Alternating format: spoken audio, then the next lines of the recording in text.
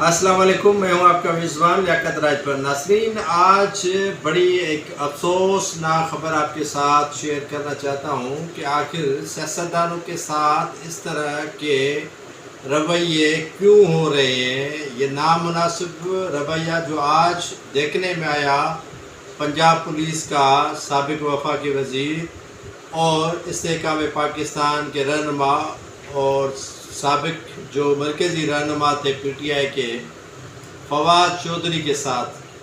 फवाद चौधरी न डाकू है, न दहशतगर्द है, न ऐसा कुछ उसने किया है, लेकिन उसके बावजूद भी उसके हाथ में कड़ियाँ थी और मुंह पर कपड़ा था और रिमांड मांगा गया 5 रोज़ का।